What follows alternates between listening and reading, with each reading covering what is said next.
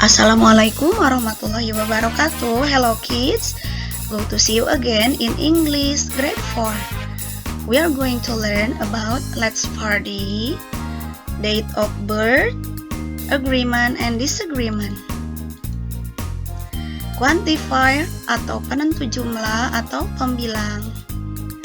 Quantifier yang diikuti kata benda yang dapat dihitung atau countable nouns. Contohnya a bag of dengan apples atau potatoes. Quantifier yang diikuti dengan kata benda yang tidak dapat dihitung atau uncountable nouns. Contohnya a cup of dengan tea atau coffee. Kata of di antara kedua kata tersebut artinya berisi, mengandung. Contohnya adalah a bag of potatoes.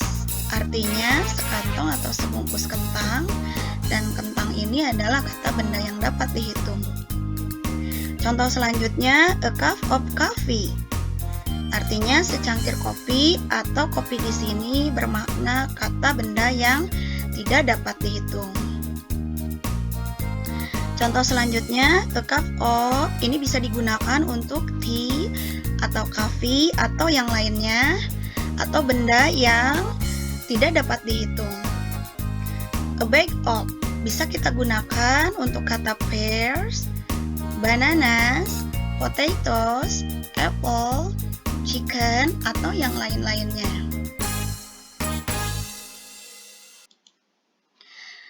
Oke, selanjutnya a bowl of bisa kita gunakan untuk soup, salad, atau noodles.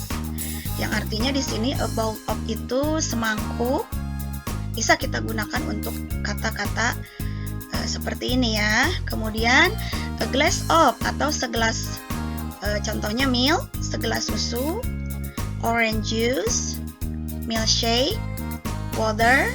Nah, kita bisa gunakan dengan kata benda seperti ini ya. A bottle of lemonade, water, saus, kecap, dan lain-lain. Kita bisa gunakan sebotol jus lemon, kemudian air, dan lain-lain.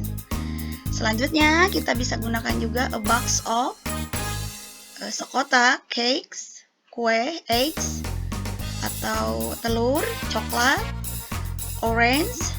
Yang penting di situ bendanya ada di dalam box atau kotak. Oke, nah selanjutnya kita akan membahas tentang bagaimana kita meminta pertolongan kepada orang lain. Asking for help.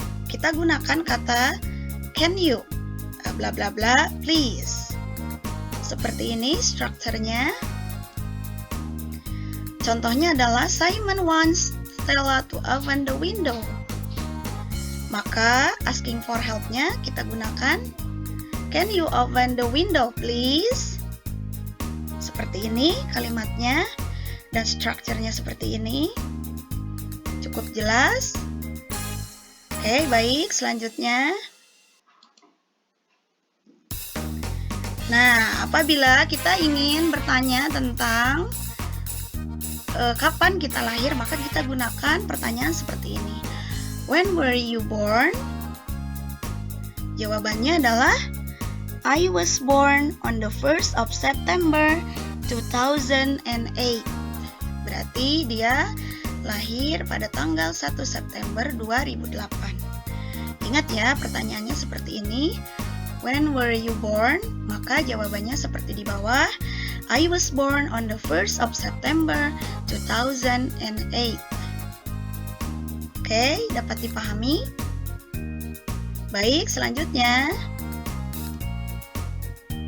kita akan mengingat kembali bulan-bulan yang ada dalam satu tahun. Months of the year. January, February, March, April, May, June, July, August, September, October, November, December. Baik, nah, Pasti kalian masih hafal ya? Alhamdulillah, good job.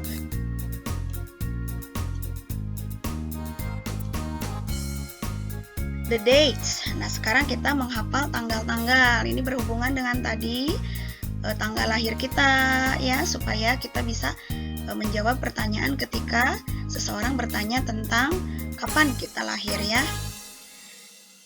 First, second, third, fourth, fifth, sixth, seventh, 8th, 9th, 10th, 11th, 12th, 13th, 14th, 15th, 16th,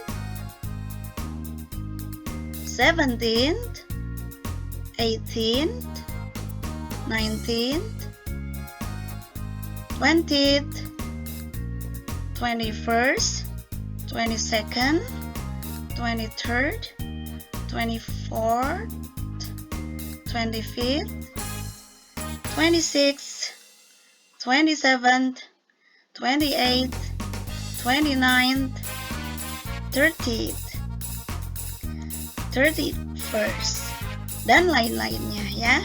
Kalian bisa melanjutkan untuk selanjutnya ya. Sekalian berlatih supaya lebih lancar lagi ketika kalian sudah mengetahui bagaimana cara menulis tanggal pada kelahiran. Oke, selanjutnya adalah birthdays examples. When were you born?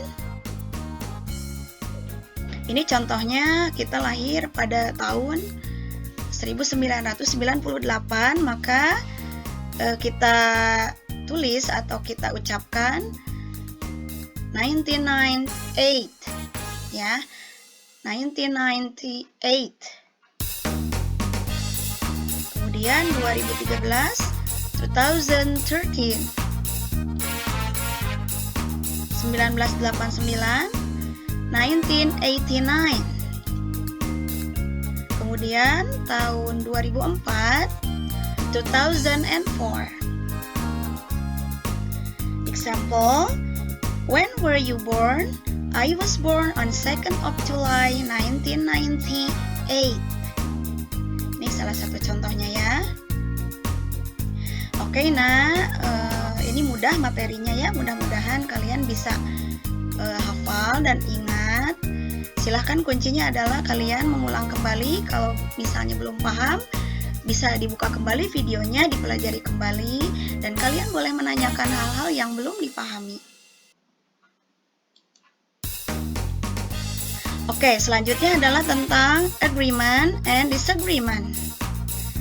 Persetujuan atau kalimat ketidaksetujuan kita ya terhadap sesuatu. Pertanyaannya adalah, contoh ya, I think jasmine smell better than roses. Maka jawabannya kalau kita setuju adalah I think so. Kemudian pertanyaan selanjutnya, I think dahlias more colorful than orchid.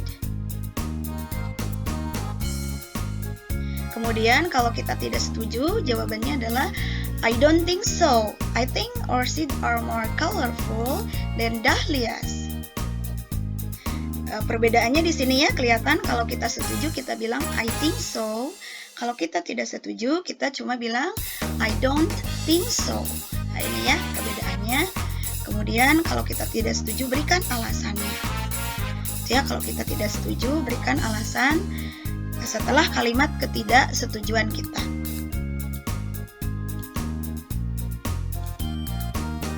Untuk agreement atau kita setuju terhadap sesuatu, maka kita bisa gunakan kata I think so, yes, you are right, atau I agree with you.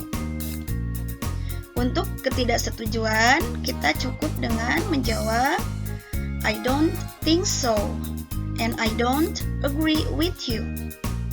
Bagaimana? Jelas ya nak? Ketika kita setuju dan ketika kita tidak setuju, Ini kata-kata yang bisa kita gunakan ya. Well, Ma, thank you for watching. Don't forget